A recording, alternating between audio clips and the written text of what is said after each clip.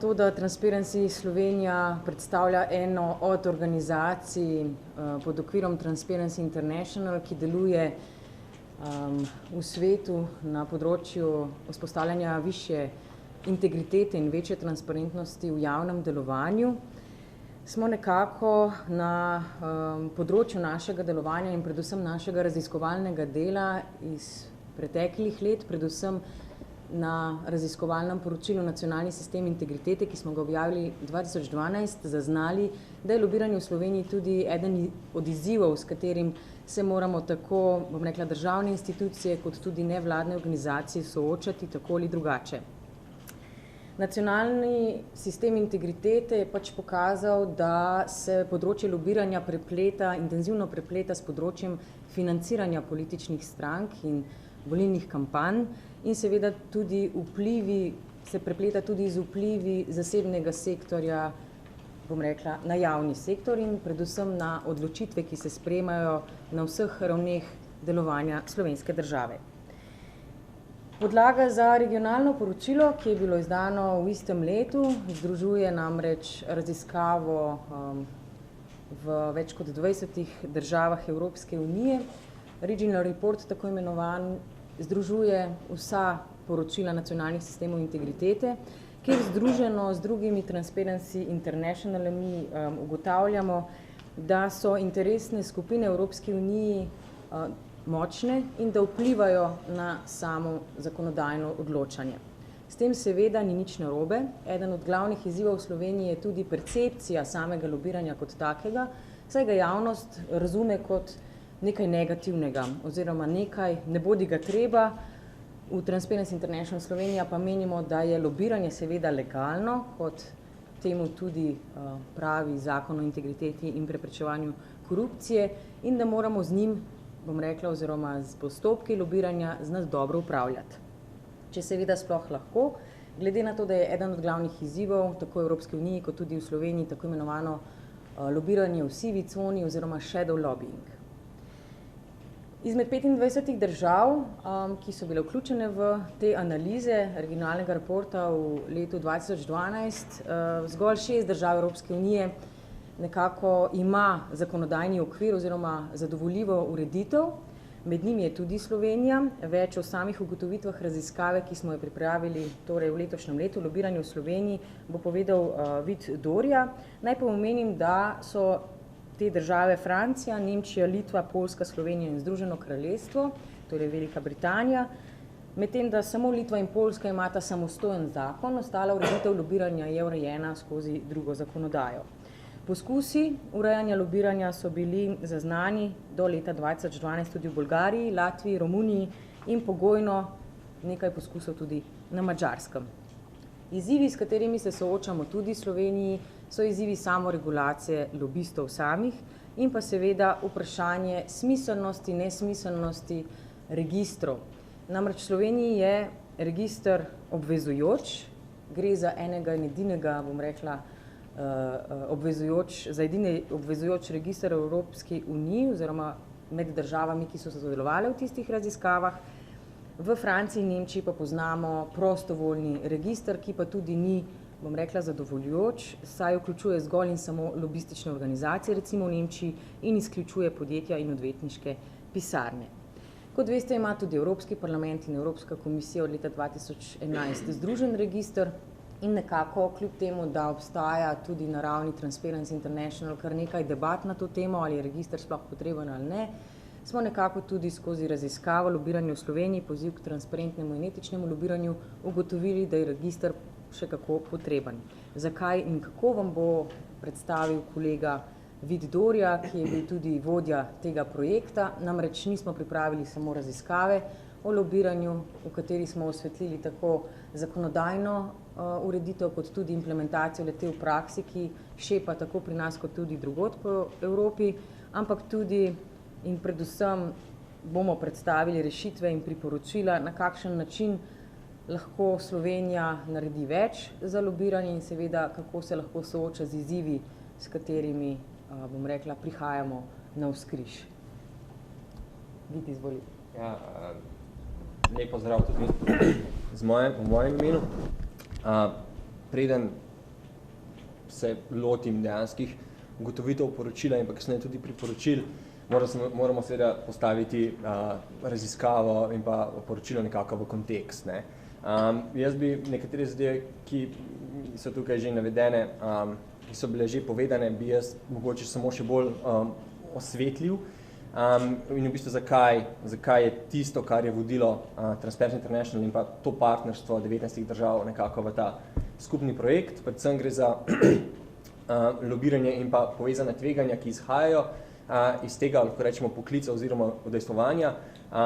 Izhajali smo iz 4 tako imenovanih kvadratkov, lahko rečemo, ugotovili smo, da netransparentno lobiranje, neetično lobiranje in pa privilegiran dostop do zakonodajnega procesa oziroma odločevalcev nekako vodi do nedopustnega vplivanja, ujetosti institucij in pa kasneje tudi v samo ujetost države oziroma tako imenovan pojav state capture. Vse to seveda spremeni javno odločanje v zasebno korist in pa izjemno negativno vpliva na same državljane. Tukaj govorimo o oteženem dostopu do javnih storitev strani državljanov, o kršenju pravic državljanov in pa seveda o pojavu, ki je v Sloveniji izjemno dobro znan, seveda manjše zaupanje državljanov v institucije pravne države, politiko in pa politične stranke kot take. Izjemno dobri podatki so nekako ti trije, ki ponazarjajo, zakaj so v bistvu tudi reforme nujne. Zdaj govorimo nekako v tem evropski dimenziji in ne zgolj nekako osredotočeno na Slovenijo. Tukaj govorimo, da vidimo, recimo zadnji podatek je bil, da kar 4 od 5 zakonodajalcev in celo 90% lobistov meni, da se odvija neprimerno vplivanje na odločevalce, tako imenovan influence peddling, in pa kar eden od 3 zakonodajalcev meni, da so temu izpostavljeni zelo, zelo pogosto. Govorimo o poročilu OECD, ki je išlo prejšnji teden. Vse to je pripeljalo do skupnega projekta, ki se imenuje Odkrivanje lobiranja, odstiranje tančic v politiki oziroma Lifting the Lid on Lobbying, Taking Secrecy out of European Politics, ki je produkt Transparency International in pa njegovih tako imenovanih izpostav oziroma chapterjev, lahko temu rečemo. Sodeluje 19 držav, najprej je sodelovalo 18 držav, kasneje se je pridružila tudi Poljska. Donator je Evropska komisija, projekt traja 22 mesecev, v Sloveniji se je začel s 1. novembrom 2013 in traja do sredine leta 2015. Zelo kratko, kaj sploh so cilji projekta, zato da lahko zastopimo, kakšni so potem tudi cilji same raziskave in pa tega poročila, ki je produkt tega projekta. Enostavno želimo izboljšati razumevanje koncept lobiranja tako v stroki in pa javnosti. Se v Sloveniji vidimo, in kar je bilo ugotovljeno tudi skozi poročilo, da je zaupanje in pa nekakšen mnenje javnosti o lobiranju izjemno negativen. Predvsem želimo osveščati o prednostih in pa slabostih lobiranja, osvetliti tveganje tako regulativnih in pa praktičnih pristopov Slovenije, iz vidika preprečevanja korupcije in pa seveda o tem obvestiti tudi deležnike.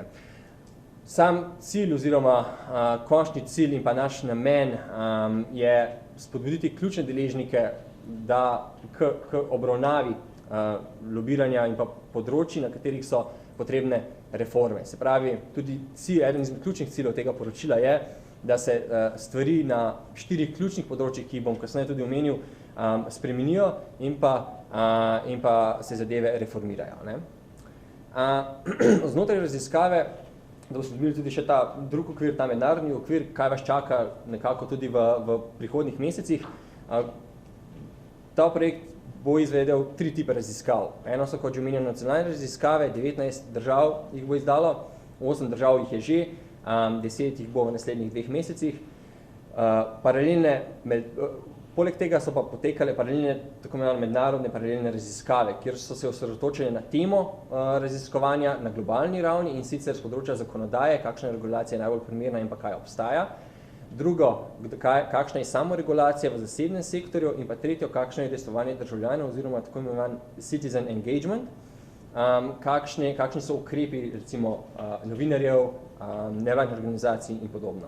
Kot že omenjeno, kot je Simona že omenila, je samo regionalno poročilo, ki pride v februarja 2015, bo nekako primerjalo vseh 19 držav in bomo videli, katera države imajo nekako najboljšo regulativo in pa implementacijo to v praksi.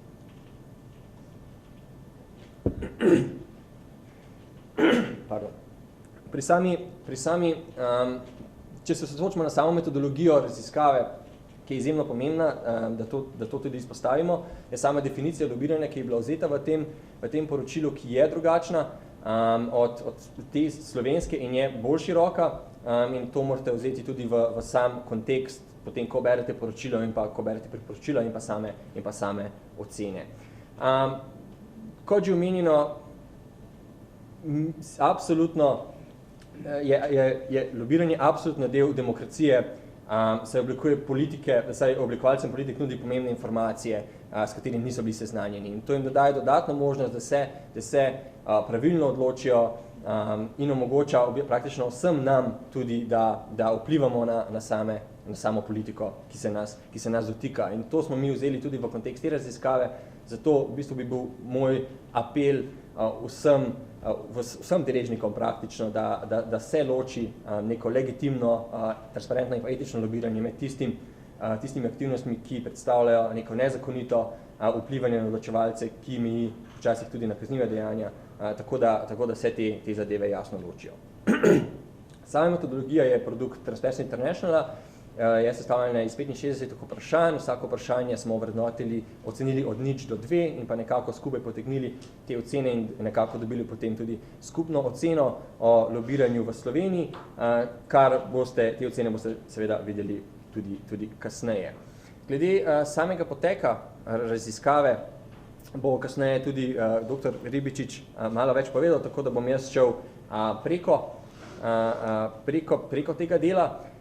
Predvsem pa je nekako pomembno opredeliti, zakaj smo se odločili za tak tip raziskave, kot ga danes gledate, in pa takšen tip poročila, kot ga danes gledate. Enostavno smo to problematiko lobiranja risali na 3 načine in pa spostavili 3 ključne vidike, ki morajo biti na izjemno visokem nivoju za to, da se ta korupcijska in pa druga tveganja pri lobiranju zmanjšajo. Govorimo o transparentnosti, kjer smo analizirali, do kolikšne mere ima javnost zagotovljene pogoje za dostop do informacij o tem, kdo lobira pri predstavnikih državljanov, kdaj in pa kako so lobirani in tako naprej.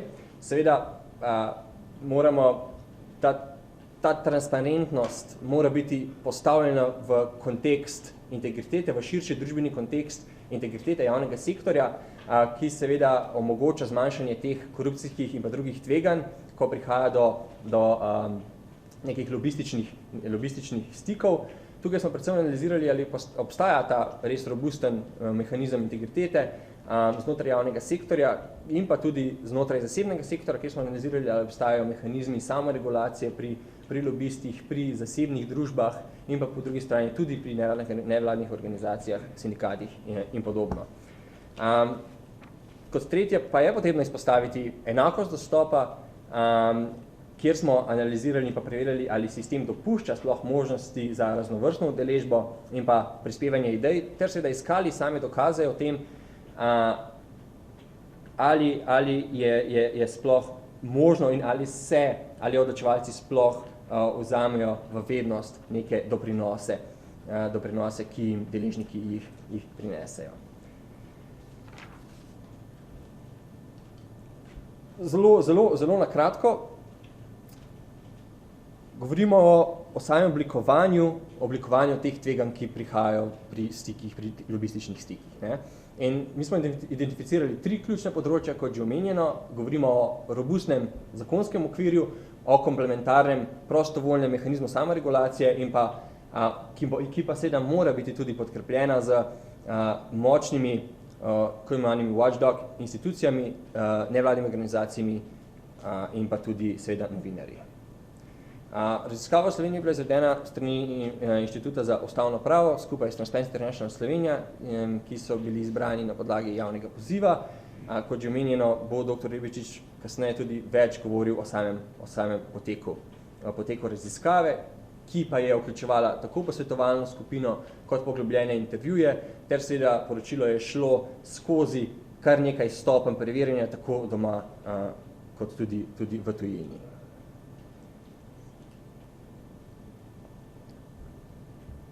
Glede samih ugotovitev poročila, naj samo omenim, da so ugotovitve predstavljene nekako na 3 načine v poročilu, ki je precej široko zastavljen, kot že omenjeno, predvsem pa dajo pogled v široko lobistično krajino v Sloveniji, daje skupno oceno o lobiranju v Sloveniji in pa oceno po posameznih dimenzijah in po poddimenzijah, ter daje tudi pogled v 3 študije primerov, medtem ko 2 označujeta neprimerno lobiranje in pa negativne posledice le-tega in pa en pozitiven primer nevladnega sektorja. Zdaj pa bi kar prepustil dr. Ribičiču, da pove več o sami raziskavi, potem pa bom jaz predstavil ponovno sami ugotovitve poročila in pa priporočila za nadaljnje obiskovanje. Ali pa se zamenjava? Tako, bom jaz tako naredil.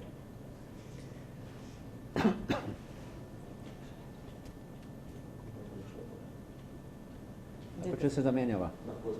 Ja. Super.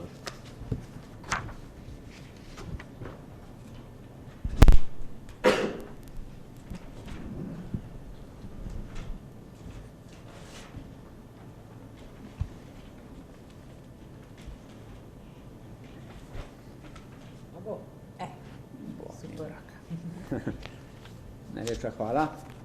Lep pozdrav vsem prisotnim, še posebej predsedniku KPK-ja, gospodu Štefanecu in vsem povabljenim, ki vas zanima to poročilo. Mi se zahvaljujemo za zaupanje, da je bil izbran naš inštitut za to raziskavo. Naš inštitut je relativno mlad inštitut, bil je ustanovljen pred dobrim letom in se ukvarjal z mnogimi vprašanji, med drugim tudi z vprašanji dograjevanja zakonodaje na področju boja s korupcijo. Jaz mislim, da je bila posrečeno sestavljena naša raziskovalna skupina, v kateri je profesor dr. Igličar,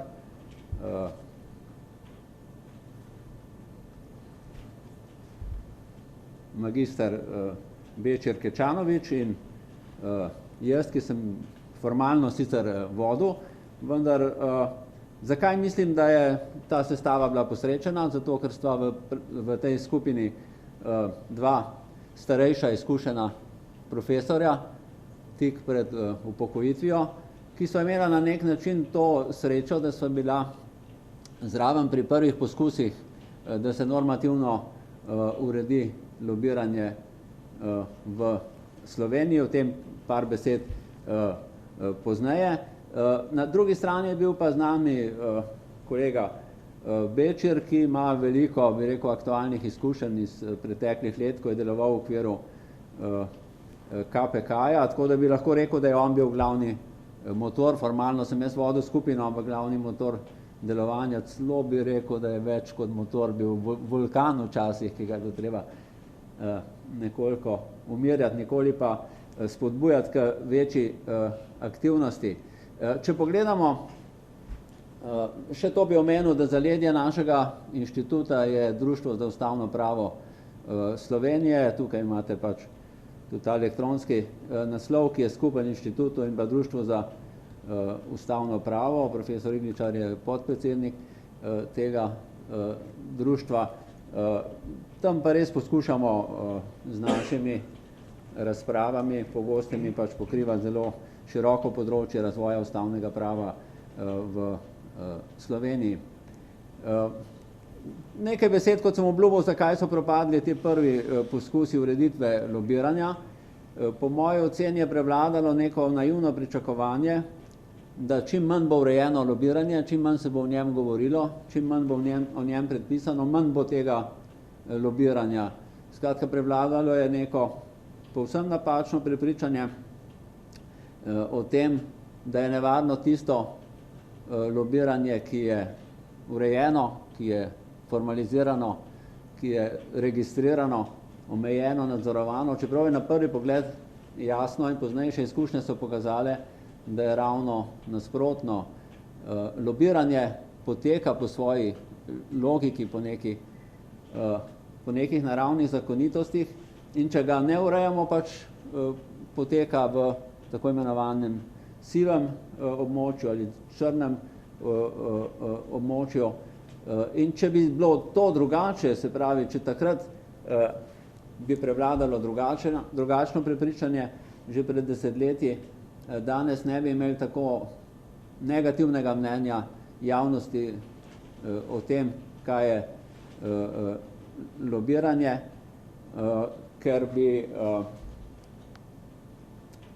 postalo jasneje, kot je ta trenutek, da lobiranje ni tisto negativno prikrito delovanje, ampak nasprotno, da lobiranje je tisto, kar poteka na normativno urejen in s pravnimi pravili omejen način.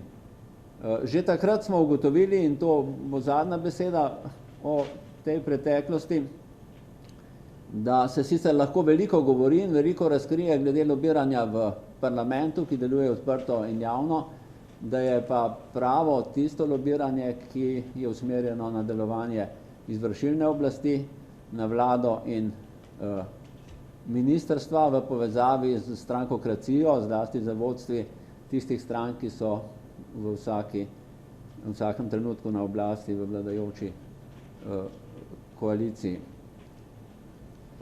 Nekaj besed še o sodelovanju s Transparency International oziroma društvom Integriteta.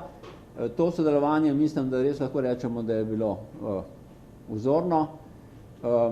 Omejitve, zlasti finančne, so bile postavljene seveda tako za eno kot za drugo stran, vendar pa vse ostalo, kar je bilo le mogoče, nam je to društvo nudilo. Odzivnost je bila izredna, celo več, moram reči, saj tak je moj občutek, morda se moja kolega ne bosta strinjala, da je to sodelovanje, ki je potekalo zlasti prek kolege Vida Dorije, bilo takšno, da smo vsako tedensko, bi lahko rekel, dobili navodila, kaj moramo naslednji teden narediti, kdaj poteče kakšen rok. Sicer priznanje za tisto, kar smo že naredili, ampak opozorilo na to, kaj nas še čaka, tako da ni čudno, da smo med tistimi državami, ki prej kot druge so pripravile to poročilo. Če spregovorimo o nekem medsebojnem dialogu, nekih napetostih, jaz mislim, da se je pokazala potem kot neka zdrava napetost, potem lahko rečem, da smo mi, raziskovalci, mogoče preveč pravniško se lotevali te zadeve in je bilo med nami nekaj različnih pogledov na to. Saj veste, mi kot strokovnjaki za neko področje smo se trudili, da bi bile formulacije čim bolj pravno dodelane, seveda pa lahko s tem izgubijo vrednost za vse tiste, ki so jim namenjene in za vse tiste, ki niso pravniki. Tako da je bilo treba iskati nek kompromis in ravno to sodelovanje mislim, da je ta kompromis dalo, tako da poročilo mislim, da je prepričljivo in zanimivo branje tudi za nepravnike, za tiste, ki se s tem posebej strokovno ne ukvarjajo. Seveda, zdaj nisem jaz tisti, ki bi ocenjeval, ali je rezultat dober, ampak po moji oceni je to sodelovanje pač dalo tisto, kar je bilo mogoče doseči v tej raziskavi. Zdaj pa, jaz sem si zamislil tako, da bi spregovoril o nekaterih priporočilih, pa mislim, da je prav, da najprej kolega Dorija se tega loti, pa se bom jaz potem vrnil na nekaj teh priporočil. Mogoče, če poveste, kako je pač potekala samo raziskovalno delo na kratko, oziroma predlagam, preden se lotimo priporočil, da spregovorite o samih ugotovitvah, ki ste jih, bom rekla, zaznali skozi vaše delo, to se pravi delo raziskovalcev, če ste za. Ja, vi veste, da je ena od takšnih ugotovitev, ki izhaja tudi iz naše raziskave in iz tega poročila in povzetka tega poročila, ta, da je temeljni problem tisto lobiranje, ki poteka v senci, ki poteka temu, kar bi jaz rekel, v sivem območju in pogosto sega tudi v isto prav črno območje koruptivnega lobiranja. V okviru tega je posebej zanimiva ugotovitev o zlorabah v obliki posrednega lobiranja, se pravi, ko se poskuša na različne načine zlorabljati medije za to, da se na nek splošen način prikriva to, da gre za lobiranje v imenu posebnih interesov, ampak se poskuša ustvarjati nek vtis, da gre za lobiranje, ki je v javnem interesu. Tisto, kar je samo izhodišče raziskave bilo, se je potrdilo, da je torej problem tudi netransparentnost lobiranja, pri čemer je ocena o tem, kakšna je ureditev zakonodaje, po moji oceni relativno boljša od tiste ocene, ki se nanaša na samo regulacijo. Se pravi na to, da se, o tem bom nekaj besed še pozneje rekel, da se z kodeksi obnašanja spodbuja pač tisto, kar bi lahko imenovali etično lobiranje. Seveda je še več drugih elementov, pa bi mogoče omenil samo še enega, o tem, da je naša skupna ocena, da je treba veliko naporov usmeriti v nadaljnje izobraževanje in usposabljanje javnih uslužbencev, gre pa za razkrivanje tega, na kakšen način mora potekati to lobiranje, da ne zaide v tako imenovano sivo in črno cono. Toliko mogoče za ta trenutek. No, glede na to, da je v bistvu sam potek raziskave potekal skozi metodologijo, o kateri si lahko več preberete tudi na spletni strani in je nekaj tudi Vid povedal, je bil največji izziv za raziskovalno skupino in seveda tudi za nas, torej spraviti pravniški jezik v tistega človeškega, torej da bo lahko res vsakdo prebral to poročilo in da bo zanj tudi razumljivo, ne? Tako da res smo bili zelo aktivni v tej komunikaciji, ampak mislim, da smo skupnim sodelovanjem uspeli zagotoviti kakovosten prispevek, bom rekla, k razumevanju lobiranja v Sloveniji. Veliki izziv je bil za raziskovalce, seveda tudi za nas tudi, bom rekla, nekako prilagajanje metodologiji, ki jo zahteva Transparency International, predvsem tudi pri identificiranju, kdo sploh je lobist v Sloveniji. Mi smo identificirali 3 skupine, na koncu smo se nekako morali sprijazniti s tem, da smo, bom rekla, natančno opredelili torej 2, gre namreč za tisto tretjo, bom rekla, skupino lobistov, ki je po zakonu neobvezujoča, torej poročati na to temo. Gospod Ribičič, mogoče me pa vseeno še zanima, ko je potekalo to vaše raziskovalno delo, torej analize samega zakonodajnega okvira in implementacije tega v praksi, ki pa vi poleg teh ugotovitev, ki ste jih zaznali in pa seveda deloma že priporočili, vidite največji izziv pri samem raziskovalnem delu tega področja? Ja, jaz bi tukaj lahko omenil zlasti tiste 3 intervjuje, ki sem jih sam opravil. Moram reči, da na 3 področja, ki sem si jih izbral jih sicer nisem slučajno, sem s tem posegel, to je lobiranje v okviru Evropskega parlamenta, kjer sem se pogovarjal z poslanko Fajonovo, potem na področju lobiranja, na področju dimnikarske dejavnosti, morda se sliši to kot nekaj zelo obrobnega, vendar je to pokazalo, da lobiranje, ki ga opravljajo ki ga upravlja oblast prek dajanja koncesij v sodelovanju s koncesionarji izredno uspešno in učinkovito poteka, medtem ko se nihče ne zmeni za lobiranje civilne družbe. To moram reči, da sem za zaprepadanjem ugotovil, v kakšni situaciji so tisti, ki so v imenu civilne družbe poskušali opozarjati na neustavno, nezakonito delovanje na področju dimnikarske dejavnosti, ker je zdaj parlament priznal s spremembami zakona, ampak stvari grejo tako daleč, da prihaja do kazenskih ovadb, do uklonilnih zaporov, zaradi tega, ker nekdo ne spusti dimnikarja v svoje stanovanje, čeprav misli, da je ta njegov vdor v stanovanje protiustaven. In še tretje področje, zelo zanimivo, pogovarjal sem se z dr. Pezdirjem, ki je opozarjal, kaj se dogaja v neki novi stranki, ki pride na novo v parlament in v vlado, in je razkril poti, prek katerih prihaja do različnih vrst koruptivnega lobiranja, zato da se vpliva na njeno delovanje v parlamentu in v vladi. Vsi trije primeri pa so pozitivni v naslednjem in to je neka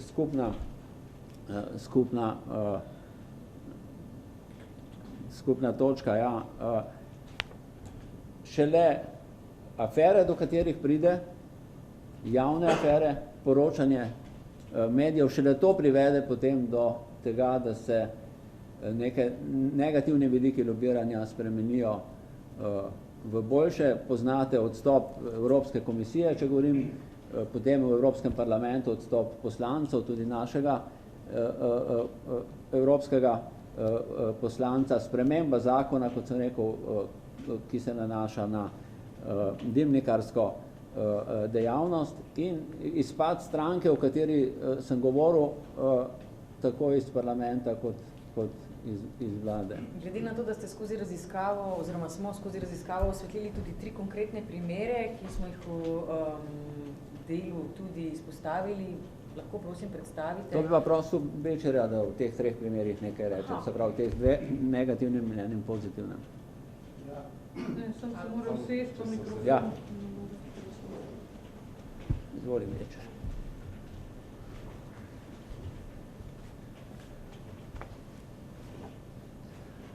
Hvala lepa, lepo pozdravljeni tudi v mojem imenu. Če nekratko povemo okoli teh primerov, mi smo se, ko smo iskali, kaj odbrati v praksi, izbirali med tem, kaj metodologija Transparencyja zahteva in tudi kateri so tisti primeri, s katerimi se v domači praksi, s katerimi bi se približali ciljem raziskave.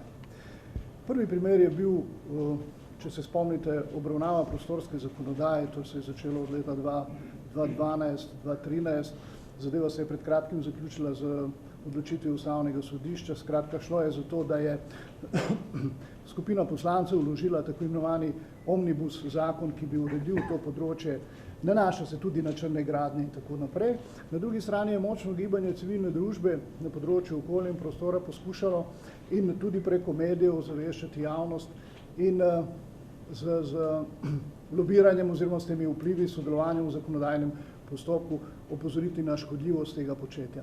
Ampak tako kot je prej dr. Ribičič povedal, ta odpor temu in nemoč civilne družbe, čeprav tukaj v tem primeru ni šlo za povprečne posameznike, ampak res za aktiviste na področju okolja in prostora, se je zadeva končala na Ustavnem sodišču kot tistem zadnjem zatočišču pred samovoljo oblasti in tako naprej.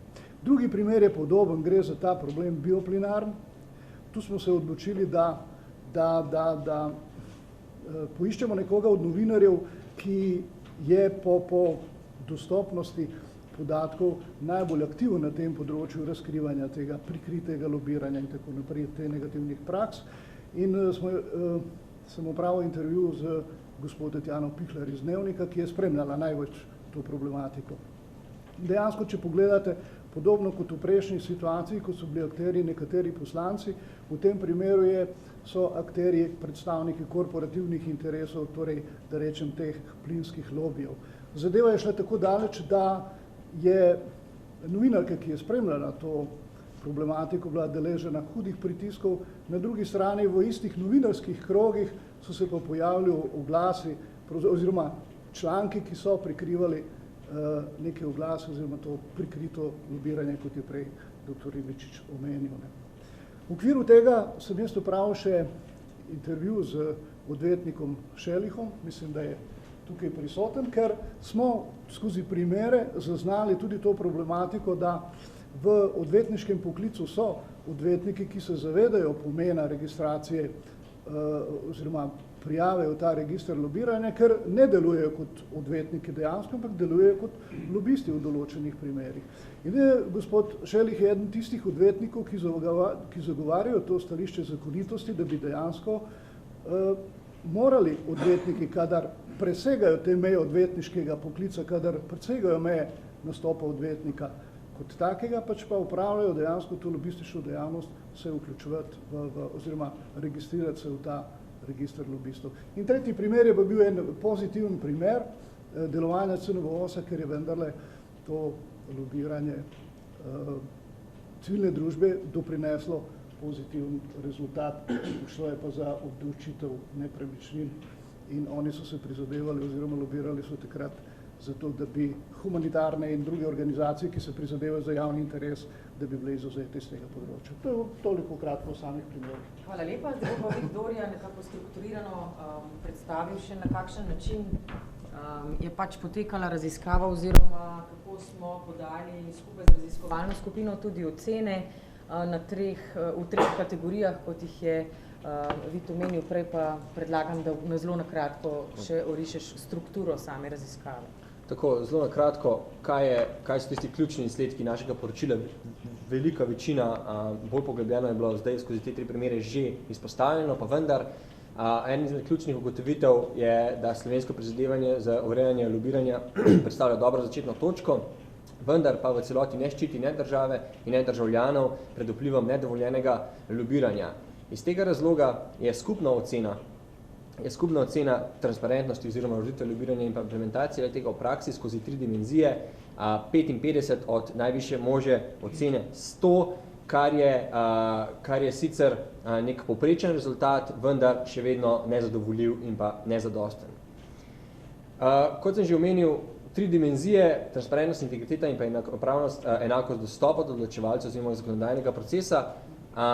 Kot vidite, je najslabša skupna ocena enakost dostopa, kjer prednjači sestava delovnih skupin oziroma tako imenovanih ad hoc delovnih skupin.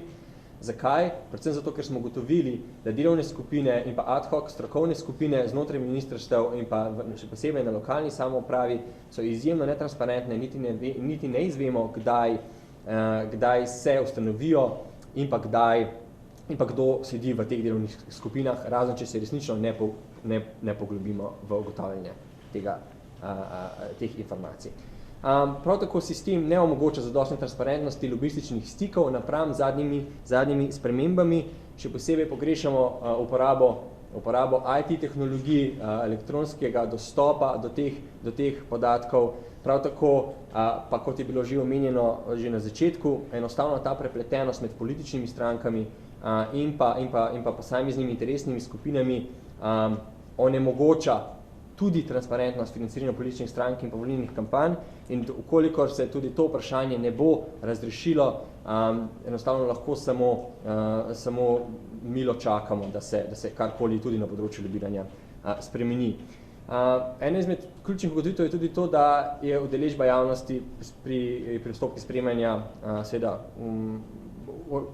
in pa sprejemanje odločitev onemogočajo te neuravnotežene ad hoc delovne skupine, kot sem že omenil. Sama transparentnost je zelo majhna, še posebej pri tistih finančnih delovnih skupinah in pa gospodarskih, enostavno niti uravnoteženosti med recimo javnimi službenci, zasebnim sektorjem in pa tudi nevladnimi organizacijami. Kot je bilo tudi že omenjeno, večina lobiranja poteka v senci, tako imenovano lobiranje v senci. Še posebej to velja za lokalno samoupravo, kjer že podatki kažejo, da med 212 občinami praktično nihče ne poroča o lobističnih stikih. Zdaj, ali to pomeni, da lobiranja tam ni ali ne, je seveda naivno vprašanje in je seveda logično, da se tisti lobistični stiki nikakor ne poročajo. Tudi posredno lobiranje je eno izmed ključnih težav, ki se ga je potrebno lotiti, medtem ko je tudi samoregulacija v zasebnem sektorju premalo razvita. Tukaj predvsem se opredeljujemo do zasebnih podjetij, ki resnično nimajo nekih notranjih mehanizmov za zagotavljanje etičnega lobiranja svojih zaposlenih oziroma predstavnikov, ki po slovenski zakonodaji spadajo v tako imenovano drugo kategorijo lobistov oziroma neprofesionalnih lobistov. Še en zadnji izsledek, ki pa je tudi ključen in je vedno bolj pomemben, pa je tako imenovano preprečevanje pojava revolving doors oziroma za funkcionarje velja tako imenovano 2-letna prepoved lobiranja. a je ta v praksi praktično zelo slabo definirana že v tej zakonski regulativi in pa tudi zelo slabo in pa nezadostno implementirana. Zdaj, če gremo kakor na ključna priporočila. Ključna priporočila so Ključna priporočila so dana v 4 kategorije, in sicer zakonske spremembe, kjer resnično želimo izpostaviti, da mora vlada in pa Komisija za preprečevanje korupcije pripraviti in pa predstaviti poglobljeno oceno posledic prednosti in pa šibkih točk ureditve lobiranja. Želimo izpostaviti, da se nam zdi smiselno sprejetje novega zakona o lobiranju, ki bo bolj determiniral in pa definiral ta poklic. Predvsem izpostavljamo pomanjkljivo transparentnost vseh tako imenovanih 3 kategorij lobiranja, tudi tistih, ki so izvedena v tako imenovanem javnem interesu za krepitev demokracije in pa pravne države. Tukaj moramo izpostaviti tako imenovano zakonodajno sled.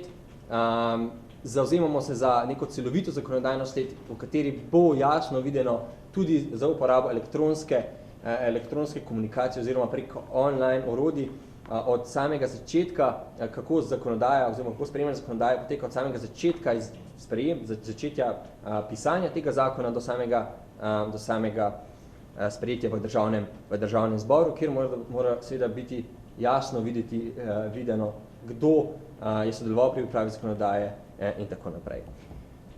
Kot že omenjeno, učinkovito preprečevanje pojava vrtljivih vrat je eden izmed ključnih ukrepov, ki morajo biti na agendi vlade. Druga kategorija se navezuje priporočil se navezuje na transparentnost financiranja političnih strank in volilnih kampanj. Tukaj predvsem se navezujemo, da se mora zakonodaja ponovno spremeniti, zato da se okrepi in pa bolj transparentno osvetli to področje financiranja. Smo še? Tretja kategorija priporočil so samoregulacijski mehanizmi in pa notranje pravila lobiranja. Združenje lobistov že ima nekatere izmed samoregulacijskih mehanizmov, predvsem izpostavljamo, da je potrebno znotraj poklica več poudarka dajati na promociji kulture, etičnega vedenja in pa nadzora znotraj tega poklica, ker menimo, da je znotraj profesionalnih lobistov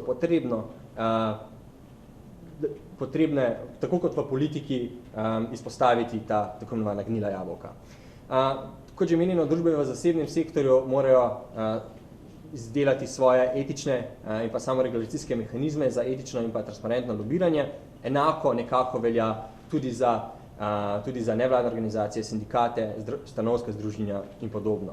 In pa zgolj zadnja kategorija, ki se pa nanaša na razvoj celostne politike o etiki in pa transparentnosti, ki morajo biti vključena v protikorupcijski okvir.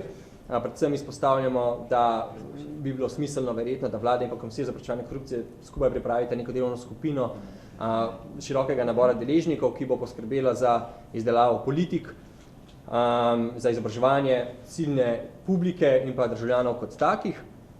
Tukaj tudi izpostavljamo predvsem, da morajo tudi vodstva družbe zasebnega sektorja uveljavljati tovrstna orodja za promocijo transparentnega in pa etičnega lobiranja znotraj svojih podjetij. Kot ena izmed priporočil, ki je bilo tudi že izpostavljeno, je potrebno omogočiti neprofitnim organizacijam storitve nepridobitnega lobiranja, kar bo ugotovljeno, da nevladne organizacije so velikokrat deprivilegirane pri podajanju komentarjev odločevalcem, ali izvejo prepozno, ali ker enostavno nimajo kapacit za to, ali pa se uporabi drugačne inštrumente za to, da se jim to prepreči. Kot zadnje pa menimo, da mora tudi ključne institucije, kot so Komisija za preprečevanje korupcije, Združenje lobistov in pa nevladne organizacije z področja lobiranja, da nudijo neka redna sistematična izobraževanja ciljnim publikam, predvsem novinarjem in pa organizacijam civilne družbe in pa lobistom. Hvala. Hvala lepa. Glede na to, da smo na široko skušali, povedati naše ugotovitve in priporočila, iz tega poročila. Novinarje vabim, da se potem seveda še individualno dogovorijo, bi lahko rekla s kolegom Vidom Dorijo, recimo o sami vsebini poročila, če bi vas zanimale kakšne konkretne številke in potek dela. Zdaj bi pa v bistvu glede na to, da ravno je zadnje priporočilo, bom rekla, poziv Komisiji za preprečevanje korupcije nevladnim organizacijam in pa seveda tudi Združenju lobistov, da nekako naredimo več za promocijo legalnega lobiranja in seveda tudi naredimo več za zamejitev sivega lobiranja. Vabim predsednika Komisije za preprečevanje korupcije, gospoda Štefaneca, da se nam pridruži. Povabili smo ga k pregledu poročila in seveda tudi pričakujemo bom rekla, kritično oceno poročila kot takega in seveda možnosti morebitnega sodelovanja v prihodnosti vseh treh entitet. Izvolite, gospod Štefanec. Hvala lepa. Torej najprej lep pozdrav tudi v mojem imenu in v imenu komisije. Seveda gre najprej zahvala tudi organizatorjem za prijazno povabilo. V prvi vrsti pa seveda tudi zahvala, da so se lotili tega projekta, ki je sicer del evropskega projekta Transparency International in kot smo slišali že, seveda je Slovenija ena izmed prvih držav, ki je pravzaprav pripravila in sedaj tudi objavila to poročilo. Nedvomno je to velik projekt, projekt, na katerega lahko gledamo s ponosom, zato je seveda tudi treba to priznanje dati, da so se ga lotili, da ste se ga lotili in da ste ga tudi izvedli. Seveda je v okviru tega projekta sodelovala tudi skupina uglednih profesorjev, kar smo tudi slišali. Meni moram reči, da mi je prav posebej ljubo, ker sta oba dva profesorja, tako dr. Ribičič kot dr. Igor Igličar, pravzaprav moja profesorja z fakultete in recimo tudi po tolikih letih, pa ne bom povedal, kdaj sem hodil na fakulteto, da se po tolikih letih pravzaprav srečamo potem tudi v enih drugih funkcijah in se lahko pozdravimo. Tako da je to naše srečanje danes tudi z tega vidika pravzaprav prav prijetno in se zahvaljujem tudi organizatorjem, da so nam pravzaprav to omogočili. Torej jaz bi morda opozoril samo na nekatere poudarke, ki sem jih jaz pravzaprav opazil ob pregledu tega poročila. Seveda je poročilo toliko zahtevno, da ga enostavno ni mogoče kar preleteti, ampak ga je treba kar preštudirati, si pri tem seveda pomagati tudi z zakonodajo, z nekaterimi drugimi aktivnostmi, tako Transparency International kot tudi same komisije, pa morda še kogar drugega, da pravzaprav vidimo vse elemente in efekte, ki jih pravzaprav to poročilo na nek način daje. Jaz bi se ozrl morda samo na 4 priporočila, ki so bila že obravnavana in ki so pravzaprav tudi na nek način uvodni del in uvodni poudarek tega poročila. Pri tem bi seveda povedal, da z vidika večje transparentnosti in ozaveščenosti, kar je seveda naša skupna naloga in nedvomno je tudi to samo poročilo, tudi današnja predstavitev, tudi sodelovanje medijev, ki sem prepričan, da bodo to seveda v slovenski javnosti ustrezno predstavili, del tega, za kar se zavzemamo. Se pravi, del tega, da slovensko javnost, slovensko družbo prepričamo pravzaprav, kaj pravzaprav pomeni lobiranje, da lobiranje ni tisti negativni predznak, na katerega ste tudi danes opozarjali, ker v slovenskem pogovornem jeziku, ko govorimo o lobiranju, imamo vedno negativne predznake. Redko kdaj govorimo o tem, ko o normalni, zakonsko pogojeni in seveda tudi z zakonskimi temelji določeno dejavnostjo, ki pravzaprav naj pripomore k temu, da tisti, ki odločajo pri sprejemanju zakonov, tudi podzakonskih predpisov in seveda tistih, ki pravzaprav na nek način odločajo o tem, na kak način se bo slovenski denar za posamezna področja uporabljal, da seveda sprejemajo prave odločitve, seveda tudi v interesu tistih, ki se pravzaprav tega lobiranja tako ali drugače lotijo. In jaz sem prepričan, da bomo z skupnimi napori, veste, da je tudi od mojega prvega nastopnega pravzaprav govora v slovenski javnosti jasno, da želim res delati transparentno, da želim dati poudarek temu, da bi komisija, če se le da, vse svoje ugotovitve tako ali drugače predstavila v javnosti, opozarjala na probleme, ker seveda to je pravzaprav tudi namen vsega tega. Strokovnjaki to področje pravzaprav itak poznajo, dejstvo pa je, da seveda slovenska javnost bi pa bilo dobro, da je na tem področju bistveno bolj ozaveščena, da je z transparentnimi podatki to tudi prikazujemo. In jaz bi rad opozoril na zadnjo aktivnost komisije, ki je seveda razvidno tudi iz naše internetne spletne strani, kjer smo pravzaprav to, kar do zdaj ni bilo objavljeno, se pravi od leta 2010 naprej do danes so objavljena vsa poročila o lobističnih stikih. V okviru teh poročil in objav, to, kar lahko vsak dan vidite, predvsem tisti, ki se s tem ukvarjate strokovno, pa seveda tudi novinarji, mediji, ki o tem slovensko javnost obveščate. Nameni in cilji lobističnih stikov so objavljeni, skratka, te stvari so bistveno bolj transparentne. Res pa je, da v nekaterih stvarih moramo tudi paziti, ker imamo seveda poleg zakona o integriteti in preprečevanju korupcije tudi zakon o varovanju podatkov, tudi zakon o dostopu do informacij javnega značaja in podobno, ki seveda od nas tako ali drugače zahtevajo tudi ustrezno opreznost in da ne pretiravamo pravzaprav oziroma da ne objavimo tisto, kar pravzaprav ne smemo. Rad bi poudaril tudi to, ker je veliko govora o tem. Torej, lokalna samouprava in seveda lobiranje v okviru lokalnih okolij je sivo polje, pravzaprav, ki nam je relativno neznano. In seveda, glede na to, da smo imeli pred kratkim tudi lokalne volitve, smo tudi to priložnost strani komisije izkoristili in smo pravzaprav vse slovenske občinske svetnike, se pravi izvoljene člane občinskih svetov, obvestili o njihovih pravicah in seveda tudi o njihovih dolžnostih, tudi v zvezi z področjem lobiranja, če in kako se z njim srečujejo, če in kako o tem obveščajo bodisi komisijo ali pa kogarkoli drugega.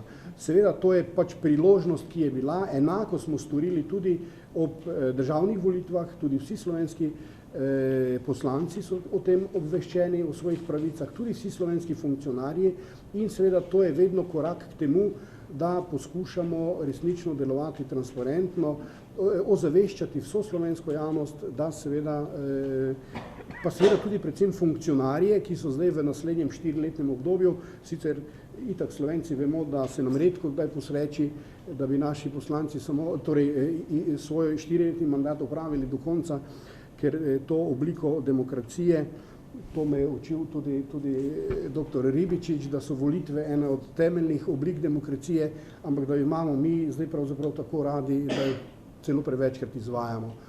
To samo vmes. Torej, zaključil bi pa pravzaprav s tem, v zvezi z pozivi na spremembo zakonodaje.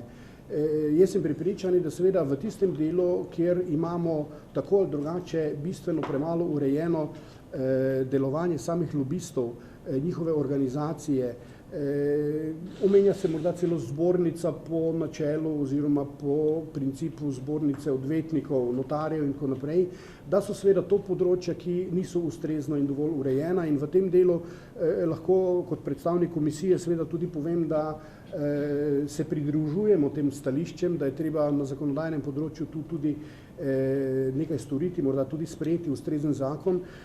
Seveda pa na področju nadzora, ki ga ima pa komisija in v našem zakonu, to seveda veste, je predvsem zaobsežena tista tematika v zvezi z lobiranjem, ki se tiče nadzora, ki jo pravzaprav v skladu z zakonom izvaja komisija.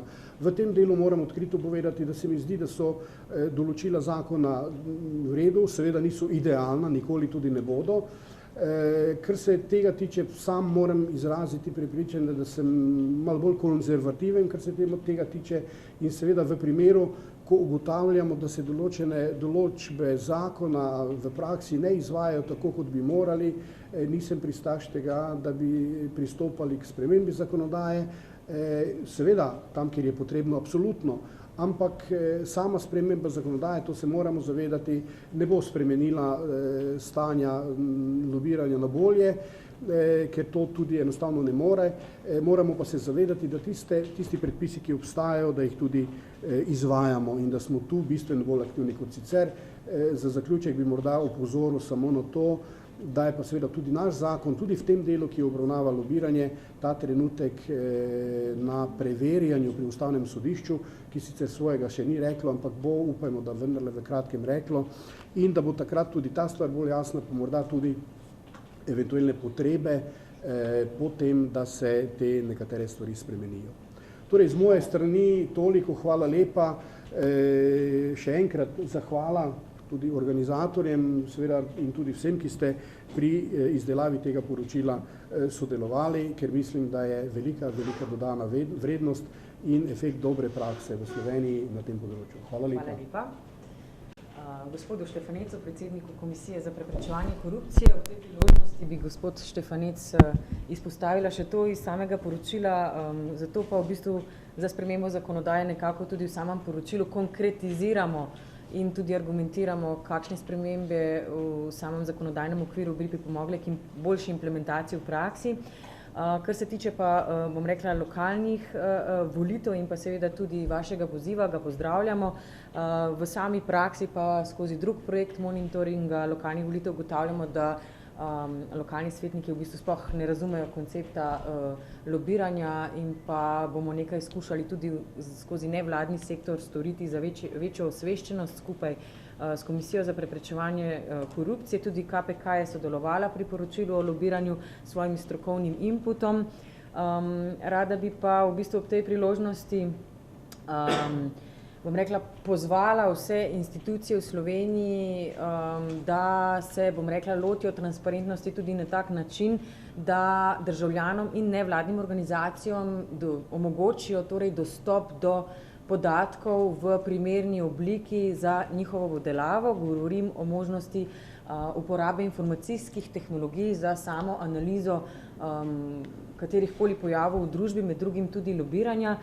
Mi smo od Komisije za preprečevanje korupcije, potem je Komisija za preprečevanje korupcije tudi objavila na spletu podrobno analizo lobističnih stikov. V mesecu avgustu zahtevali dostopne informacije javnega značaja o vseh lobističnih stikih za potrebe te raziskave in smo to tudi dobili. Ob tej priložnosti pa vas lahko vse povabim k predstavitvi poskusne spletne platforme, namreč v Transparency International Slovenija smo začeli s projektom uporabe informacijske tehnologije za pridobivanje podatkov. Torej, poziv gre za vse institucije, da omogočijo, bom rekla, objavo meta podatkov, torej surovih podatkov v taki obliki, da jih lahko kdorkoli uporablja, če ne rečem manipulira za kakovostno analizo dogodkov v družbi. Gre namreč za to, da smo in bomo 9. decembra ob Mednarodnem dnevu boja proti korupciji predstavili novo spletno platformo, torej poskusno izdajo bi lahko rekli, kjer smo združili dve javno dostopni bazi podatkov, in sicer smo združili poročila o lobističnih stikih spletne strani Komisije za preprečevanje korupcije oziroma na podlagi našega zahtevka za dostop do informacij javnega značaja. Žal smo dobili, za nas žal, podatke zgolj v PDF obliki, to pomeni, da smo jih morali fizično pretipkati v obliko, ki je primerna za nadaljnjo analizo na spletni platformi, in pa poslovni register Slovenije AIPES-a. Torej, križali smo podatke o lobističnih stikih in podatke z poslovnega registra Republike Slovenije AIPES. Ta mreža, ki se bo oziroma se prikaže, bo prikazala lobirance in institucije, v katerih so ti lobiranci zaposleni. Prav tako bo zelo z enim klikom jasno videti vsakega lobista posebej, ki je lobiral, namen njegovega lobiranja in pa sam kraj lobističnega stika, torej kje v kateri ustanovi je lobiral in seveda tudi zakaj. Vir podatkov so torej poročila o lobističnih stikih spletne strani Komisije za preprečevanje korupcije, ki pa so, kot sem omenila, trenutno v strojno neberljivem formatu, zato nekako smo mi tudi podali poziv tako Vladi Republike Slovenije kot drugim institucijam, da objavijo tako imenovane metapodatke, s katerimi je lažje operirati, kajti veste, da podatke, ki jih dobiš od določenih institucij, je zelo težko prostovoljcem dati pretipkavati, sploh pa se lahko zgodi tudi kakšna napaka pri tem. Preko transakcij, ki so zabeležene v registru AIPES med podjetji in organizacijami oziroma organizacijami lobistov, pa ta mreža prikazuje tudi, katere pravne osebe oziroma poslovni subjekti so imeli dostop do odločevalcev oziroma deležnikov pri odločanju v državi in so na njih tudi lahko potencialno vplivali.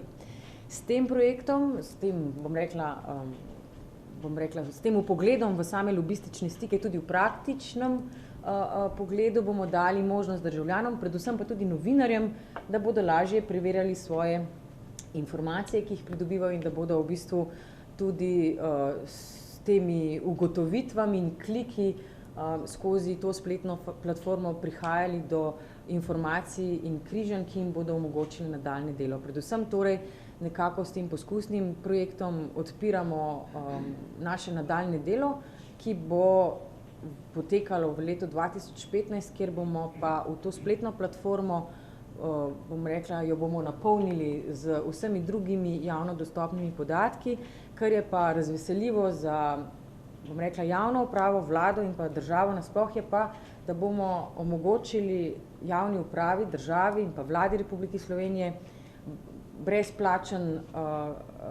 brezplačno kodo tega programa, torej tudi uporaba softvera, ali kako se temu reče, je na voljo javnim institucijam, ki lahko tudi same v to platformo njihovo, če jo bodo seveda želeli, vpišejo podatke in seveda tudi predstavlja ta manipulacija podatkov veliko pomoč pri odkrivanju kriminalitete v Sloveniji, tako velja recimo mi podatkov o davčni upravi, ne moremo dati, ker to niso javno dostopni podatki, lahko pa to storijo institucije. Tako da nekako s tem bomo po 9. decembru dali orodje, brezplačno orodje institucijam državnim, ki pa seveda bomo v njih pričakovali nekako in jih tudi skušali prepričati, da je to orodje odlično za odkrivanje korupcije in kriminalitete in seveda za urejanje stanja in povrnitev zaupanja v pravno državo državljanom. Nekako sem izkoristila to priložnost, kajti predvsem ta projekt 9. decembra in ta platforma, ki jo bomo predstavili, bo nekako korak naprej v našem poslanstvu skozi projekt, ki ga bomo izvajali še do konca julija 2015. In pa seveda je tudi poziv, bom rekla, Komisiji za preprečevanje korupcije in drugim institucijam k sodelovanju tudi v našem nadaljnjem delu. Malce smo bili daljši, jaz upam, da ste pridobili osnovne informacije o lobiranju v Sloveniji, predvsem pa še enkrat vabim vse, ki vas karkoli zanima v zvezi s konkretnim poročilom, da se obrnete na kolege raziskovalce in pa na vodjo projekta Vidadorijo. Hvala lepa za vašo pozornost, seveda pa, če imate še kako vprašanje, debato, predlagam, da jo nekako zaokrožimo tudi s pogovorom. Gospod Bečer Kečanovič, magister, izvolite. Jaz dolgujem samo en popravek, prej, ko sem govoril o intervjuvancu, sem motoma navedel Šeli, gre za odvetnika Simonitija iz pisarne Šeli Hitan. Toliko, se pravi. Gospod Podbregar, izvolite. Pozdrav, moje isto Podbregar. Jaz bi najprej vsem raziskovalcem čestital za to poročilo, sicer ga še nisem poštudiral, sem ga preletel. Bi pa nekoliko polemiziral ali pa komentiral, zakaj je v Sloveniji vprašalni prizvok lobiranja. Prav gotovo, torej, govorim pa za izkušnje, kajti za izobraževanje po lobiranju in to se ukvarjam v Sloveniji in tudi v tujini že celih 15 let, upravljam tudi raziskave, ampak z področja organizacijskih ved. Torej, morda je vzrok tudi ta, da ste se tudi v tej raziskavi lotili lobiranja po definiciji, ki nekako stališča organizacijskih ved pravimo definicija v ožjem smislu. Torej, če govorimo o lobiranju samo v tem, bom rekel, političnem zakonodajnem procesu, potem dejansko lahko kaj hitro pridemo do tega, da bi lobiranje slabšalni prizvok.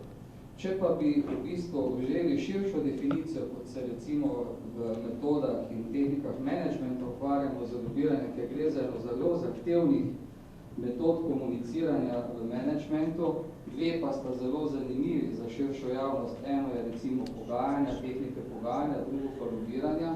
Bi pa v bistvu to lobiranje hitreje verjetno približali vsakemu posamezniku, torej na ta način bi vsakega posameznika verjetno bolj motivirali, da je to vendarle ena od metod, ki jih lahko uporabi za tisto pozitivno izražanje svojega interesa v nekem širšem krogu in obratno, da izkoristi tisto, kar mu pač širši krog nudi in na ta način bi se to verjetno hitreje širšim okolju približalo in tudi pridobilo na ta način način boljše mnenje o lobiranju v širšem prostoru. Moje osebno mnenje je tudi to, da ker je lobiranje regulirano tako kot je v okviru zelo pomembnega zakona, ki se bori predvsem v boju, ki se bori predvsem proti korupciji, prav gotovo, če bi to bil poseben zakon, ki sicer je lahko seveda vezan v organizacijskem smislu tudi na Komisijo za preprečevanje korupcije, če bi ta poseben zakon to urejeval, bi tudi to imelo eno razliko. Še nekaj o tem okrog zasebnih organizacij oziroma zasebnih podjetij in reguliranja v teh, lobiranja v teh podjetjih. Jaz bi različnih smerih poglobiti te ugotovitve. Ena takih smeri je gotovo posebnost slovenske, bi rekli, lobistične krajine, to je državni svet. Zelo veliko teh interesov se preliva, oziroma naj bi se jih še več prelivalo skozi državni svet, tako preko predstavnikov lokalnih skupnosti oziroma občin, ki bi lahko v manjši meri se posluževali teh, tako rekoč, nezakonitih vplivanj na vlado, na državni zbor. Zdaj nimamo več županskega lobija v državnem zboru. To naj bi pripomoglo k toliko večji aktivnosti državnega sveta, kjer so seveda poleg tega predstavniki civilne družbe, delodajalcev, delojemalcev in predstavljajo ljudi ne kot abstraktne državljane, kot velja to za državni zbor, ampak po tem, kar so in kar delajo, torej kot konkretne nosilce posameznih interesov. In to je verjetno neka posebnost Slovenije, ki bi jo kazalo z vidika lobiranja še posebej spremljati. Glede zakonodajne spremembe pa se seveda pridružujem tistim, da ne smemo zapasti tukaj v nek normativni idealizem, ampak je potrebno ustrezen realističen pristop in še po temeljiti analizi uporabiti zakon za spreminjanje dejanskih odnosov. Hvala lepa. Hvala lepa. Profesor Igličar, še kakšno vprašanje, komentar? Se lahko predstavite, prosim. Ja, lep pozdrav v imenu Združenja lobistov Slovenije. Kot prvo se zahvaljujemo za to poročilo, tudi mi smo bili del njega, tudi mi smo sodelovali, tako da ne bi komentiral, bilo že marsikaj povedanega. Ne samo izjavim, da upam, da bo to poročilo dalo tisto podlago, da nekako to tančico stigme do lobistov nekako tudi odpravlja. Predvsem bi se pridružil temu pozivu k transparentnemu in etičnemu lobiranju. Sami v okviru združenja imamo etični kodeks, torej vsakdo, ki postane član, ga tudi podpiše in mora v skladu z njim tudi delovati. V okviru združenja samega pa ni nujno, da delujejo samo lobisti, ampak so vsi tisti, ki jih zanima, torej izobraževanje in pa delovanje samega lobizma. Zdaj, Slovenija ima ta zakon urejen v okviru zakona integriteti in preprečevanja korupcije, je urejeno lobiranje. Ampak v okviru nas mislimo, da glede same lobistične dejavnosti ni urejeno dovolj. Mi bi želeli imeti posebni zakon, želeli bi imeti, kako bi bilo torej statusno organizirano lobiranje, da bi lahko bilo še v okviru tega še bolj javno, še bolj transparentno. Predvsem zato, ker se dogaja, ko dostopaš do vlade, do ministrstva, med tem, da se te dosti naših lobistov v bistvu izogibajo pri samih stikih. Velikokrat se zgodi, da niti ne moreš do določenih ministrov, ne moreš do vlade, medtem ko pa neko lobiranje poteka pa na mednarodni ravni. Nekdo, ki iz tujine pokliče na vlado, bo hitro dobil kakršnokoli informacijo. Zdaj vemo tudi, naprimer, da se dogaja veliko teh privatizacijskih premikov. Sami ne vemo, dobro, tega ne spremamo toliko, ampak sigurno so določene stike do vlade. Torej, kaj pa tisti lobisti, ki prihajajo iz tujine in se želijo, naprimer, lobirati našo vlado? Torej, nismo samo lobisti v Sloveniji, ampak so lobisti tudi iz Evropske unije, tudi ti prihajajo v Slovenijo. Tudi ti bi mogli biti registrirani, tudi ti bi mogli poznati našo zakonodajo. Konec koncev je tudi, kako imaš transparentno urejeno lobiranje, pomeni po drugi strani, kako država, naprimer, omogoča, kak pogled daje v tujino, torej kakšna je možnost torej te demokracije in koliko se lahko ta tuja podjetja, ki želijo v Slovenijo prihajati, mogoče investirati in kako varno se lahko počutijo v take države, koliko lahko lobirajo. To seveda, če je zakonodaja dobro urejena, transparentna, se se bo tega lažje tudi odločili, ne pa zaradi tega, da se bojo od tega nekako, da ne bo v njihovem interesu. Glavnem, hvala skupini, upajmo, da bo to pripomoglo k dobremu lobiranju. Želimo si, da bi bil register, ki je v okviru protikorupcijske komisije, ne samo 62-63 imen, ampak v Evropskem parlamentu je 7156, v Evropski uniji 30 000 lobistov. Zdaj si želimo, da bi vse v Sloveniji bil v okviru KPK, a ne registra, vsej 1000 lobistov. Potem bomo rekli, da transparentno lobiramo. Hvala. Ravno to sem želela še poudariti, da pač lobistov je več, kolikor je lobistov res zares registriranih. Po podatkih Komisije za preprečevanje korupcije morda še ta poudarek je zanimivo, da ko smo ravno govorili o lobistih iz tujine, so zavezanci za poročanje o lobističnih stikih, bom rekla, slabo poročajo o lobističnih stikih. To smo opazili tudi recimo na lastnem primeru, kjer smo mi prijavili oziroma prijavljamo lobistične stike tudi sami, ko želimo, oziroma naša ekipa, bom rekla, vplivati na bolj transparentno delovanje v javni pravi, pa se ti lobistični stiki ne pojavljajo v samem registru. Hkrati pa nekako naj bo ta raziskava in pa seveda naše delo v prihodnosti in delo Komisije za preprečevanje korupcije poziv vsem zavezancem, da je poročanje o lobističnih stikih obvezujoče za vse, ne samo za lobiste, ampak tudi za tiste, katerim pride registriran ali neregistriran lobist. Namreč s temi podatki o, bom rekla, vseh obiskih, ki imajo značilnosti nekega vplivanja, lahko sami odločevalci vplivajo na to, da se razkrije lobiste, ki niso registrirani v tem konkretnem primeru. Le na tak način bo lahko Komisija za preprečevanje korupcije tudi izvajala nadzor. Če pa lobiranci ne prijavljajo lobističnih stikov, mislim, da je velika vloga KPK in pa tudi nas, nevladnih organizacij, da učimo, žal učimo uporabe zakona o integriteti in preprečevanju korupcije ravno strani, ravno lobirance, a ne, ki so dolžni o tem poročati. In jaz mislim, da če bi boljše poročati več, ne, pa se potem ugotavljali, šlo za nek lobistični stik ali ne, kot pa manj. In samo oni so tisti, ki lahko, bom rekla, omogočijo nadzorni institucije KPK, da opravlja nadzor. Ker drugače lobiranje poteka v senci in tega ne vidimo. Ne. Je pa seveda tukaj spet vprašanje poteka same korupcije, katero sta pač ali pa seveda tudi netransparentnega delovanja opletena dva. Jaz vedno rečem, da tisti, ki daje in tisti, ki sprejema, bodi si informacije ali karkoli drugega. Jaz pa pravim, da je vedno tudi tretji je pa javnost, ki ima pravico vedeti in seveda davkoplačevalec, ki, bom rekla, financira tudi lobistične stike v bistvu državi in seveda samo pripravo zakonodaje. Še kakšno vprašanje? Lahko jaz dodam, torej v zvezi s temi lobističnimi stiki, torej, če se lobiranci, povemo, če so to tudi ljudje v naši izvršilni oblasti, ali so to poslanci ali kdorkoli drug, če se zavedajo svojih obveznosti, seveda morajo preveriti tiste, ki se obrnejo nanje. In se pravi, v enem primeru so to registrirani, torej tistih 62, kar je kolega govoril, tisti, ki so pri nas v registru zapisani. Morda so to zakoniti zastopniki interesnih organizacij, direktorji, predsedniki uprav in tako naprej.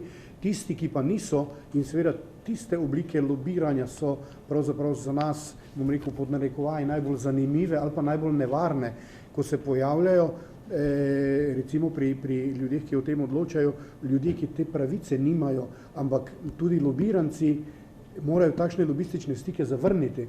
Se pravi, če bi svojo funkcijo v skladu z zakonom opravili tako, kot je treba, potem takega lobističnega stika tudi ne bi smelo biti in potem seveda tudi poročila o tem ni. Ampak dogaja se seveda tudi kaj drugega. Se pravi, da uspejo, to, kar ste rekli, morda tudi to, kar je kolega povedal, to je pravzaprav zanimivo, da nekdo iz tujine, recimo, tudi pri zdaj zanimivih prodajah teh naših 15 relativno dobrih podjetjih, prihajajo nekateri iz tujine in poskušajo takšne stike vzpostaviti, pa moram reči, da seveda odkrito moram reči, da mi teh stikov nismo zaznali, oziroma nam tisti, ki so vstopili v kontakt s takimi ljudmi iz tujine, o teh stvarih niso poročali, pa mislim, da bi v skladu z zakonom morali. In tudi v bistvu poskuse lobiranja, ne samo tudi to, tudi poskuse. Se pravi, tudi tiste primere, kjer si zavrnil nekoga, za katerega si ugotovil, da ni zakoniti lobist, ga moraš zavrniti, nas pa obvestiti, torej komisijo pa seveda obvestiti tudi o takšnih poskusih. To so pač ene od možnih rešitev, ki jih predlagamo in seveda so tudi uzakonjene, bi lahko rekli hvala lepa. Še kakšno vprašanje, morda kakšno mnenje? Aha. Simon Dreven iz Združenja lobistov, prejle se je poglasil gospod Mihajl Ciler. Hvala lepa. Lepo pozdravljam še v mojem imenu. Moje ime je Simon Dreven in sem generalni sekretar Slovenskega združenja lobistov. Jaz bi dal samo en komentar, da v bistvu ni vsako vplivanje že takoj lobiranje. Zakon točno določa, kaj je in kaj ni lobiranje in je tudi urejeno. Tako da jaz se ne morem v tej točki strinjati, da je črno lobiranje, da obstaja črno lobiranje, ampak je to že v osnovi korupcija. Potem druga stvar, govorili smo o posrednem lobiranju, tam je bil seveda izpostavljen negativen primer, ampak glede posrednega lobiranja teorija, se pravi akademska teorija, prepoznava obe možnosti. Neposredno in posredno lobiranje. Zakon o integriteti in preprečevanju ne prepoznava posrednega lobiranja in ga tudi ne ureja, ker je to v končni fazi demokracije. Posredno lobiranje, se pravi v smislu združevanja, pobud, peticij, okroglih miz, je nekaj čisto demokratičnega, se pa pač v tem smislu ne moramo govoriti, da posredno lobiranje je že v osnovi problematično. Se pa strinjam, da je lahko problematično iz vidika primera, ki je bil izpostavljen. To je z moje strani. Hvala lepa. Še kakšno vprašanje? Mnenje? Jaz predlagam, da nekako zaokrožimo tole debato. Hvala lepa za vašo pozornost. Vzeli smo malce več časa, kot smo načrtovali, ampak se mi zdi, da je prav, da govorimo o lobiranju več, kot smo govorili doslej. Zato vas vabim mogoče še na neformalno druženje zunaj ob kavici in pa seveda tudi pri Grisku.